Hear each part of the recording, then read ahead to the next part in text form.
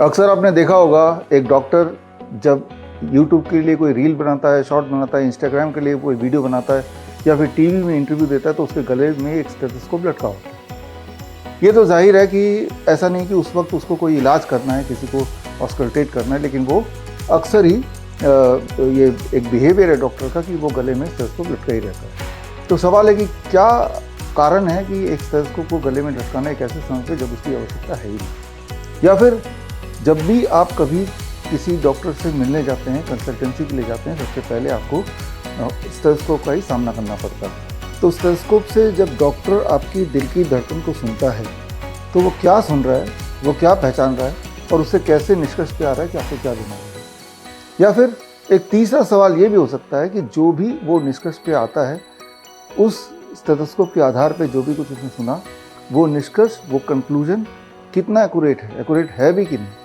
इस तरह के बहुत सारे ऐसे सवाल हैं जिसके जवाब आपको जानने चाहिए, क्योंकि at the end of the day आप ही के ऊपर वो स्टेथोस्कोप यूज़ किया जाता है। ज़रा सोच के देखिए, आपके घर में थर्मोमीटर है, ग्लूकोमीटर है, बीपी मॉनिटर है।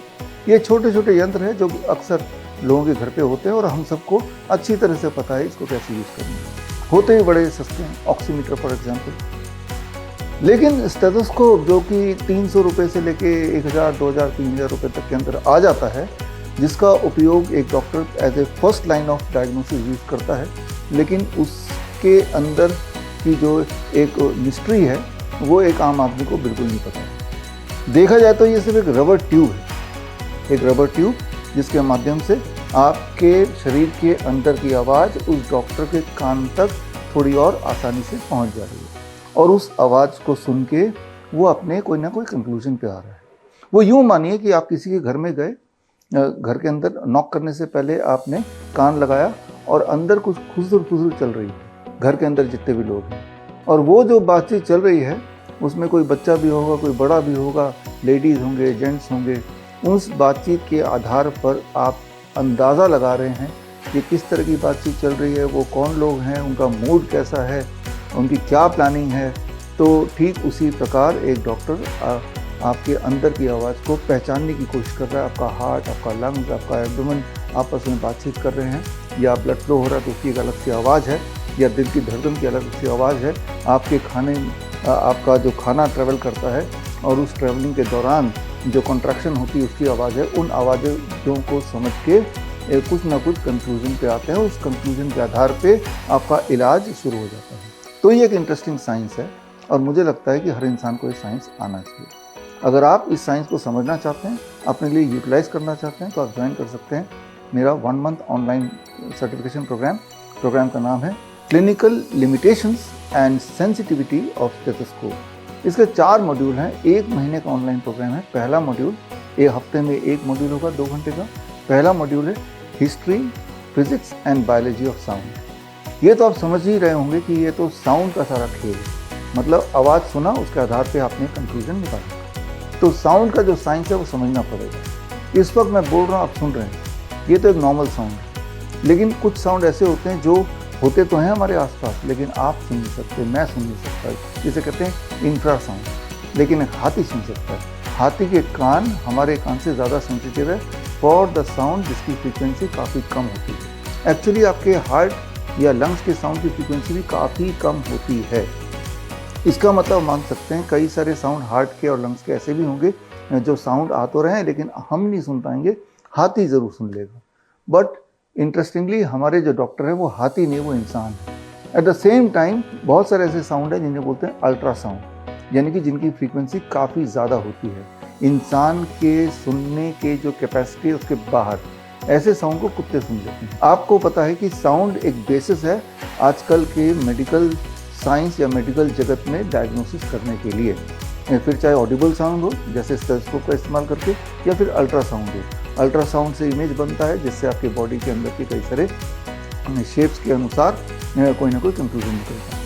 तो ये जो साउंड की दुनिया, ये समझना आपके लिए ज़रूरी है। उसके पीछे का साउंड कैसे काम करता है, कैसे ट्रेवल करता है, कौन सी आवाज़ आपके कान तक पहुँचते हुए वो जो आप इंटरप्रेट कर रहे हैं वो इंटरप्रिटेशन करेक्ट है कि नहीं, ये सारा कुछ एक लेमैन को, एक आम आदमी को समझना ज़रूरी है। Because at the end of the day हो क्या रहा है कि आप इलाज के लिए गए, डॉक्टर ने स्टेथोस्कोप लगाया आपके चेस्ट पे, और जो भी उसको सुनाई पड़ा वो उसके आधार पे कोई ना कोई कंक्लूजन दे दिया।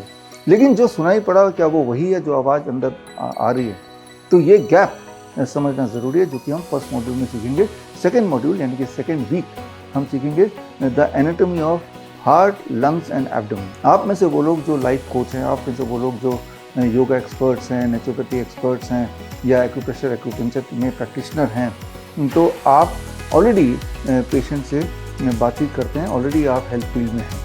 तो ऐसे में अगर आपको एनाटॉमी ठीक से पता हो तो बहुत सारा काम आपके लिए आसान हो जाएगा और बहुत इंटरेस्टिंग भी हो जाएगा। तो ये सेकंड मॉड्यूल में सीखेंगे। थर्ड मॉड्यूल है auscultation of heart, lungs and abdomen, यानी कि कौन सी जगह पे स्टेथोस्कोप का आप चेस्ट पीस रखें तो कौन सा वाला साउंड आएगा, उस साउंड का क्या मायने है कन्वेंशनल तरीके से, जो मायने आम डॉक्टर्स एज्यूम करते हैं, लेकिन वो कौन सा वो मायने जो है वो क्या है, ये हम सीखेंगे थर्ड मॉड्यूल में। कि अलग अलग जगह पे जब आप स्टेथोस्कोप को लगाएंगे उसके चेस्ट पीस को, तो किस तरह की आवाज़ आप एक्सपेक्ट कर सकते हैं, और उस आवाज़ का कन्वेंशनल दुनिया में क्या इंटरप्रिटेशन है, ये हम आसान भाषा में सीखेंगे थर्ड मॉड्यूल में। और फोर्थ मॉड्यूल जो कि बड़ा इंपॉर्टेंट है, that is clinical limitations and sensitivity of stethoscope. ये जो फोर्थ मॉड्यूल है इसमें हम सीखेंगे कि जो हमें सुनाई दे रहा है क्या वो सच है या नहीं है। जो डॉक्टर को सुनाई दिया था बचपन से लेकर अभी तक, जब भी आप डॉक्टर के पास गए और उसके बेसिस पे दवाइयाँ भी लिख दी, आपका इलाज भी हो गया, आप ठीक भी हुए, तो क्या वो एक तुक्का था या फिर वो एक एप्रोप्रिएट डायग्नोस्टिक टूल की तरह एक बहुत ही प्रिसीजन का डायग्नोसिस था।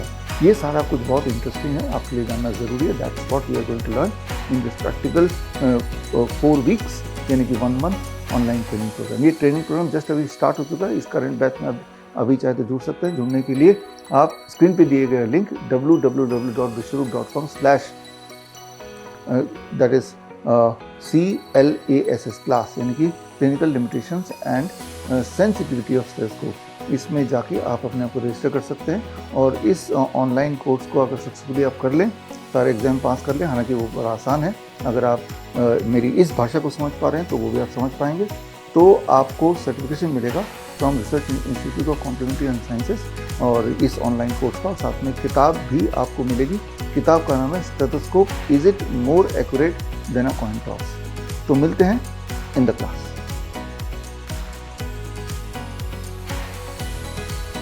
बड़ी से बड़ी बीमारी का आसान से आसान इलाज घर बैठे ही हो सकता है। अधिक जानकारी के लिए कांटेक्ट करें nearest doctor BRC clinic @home।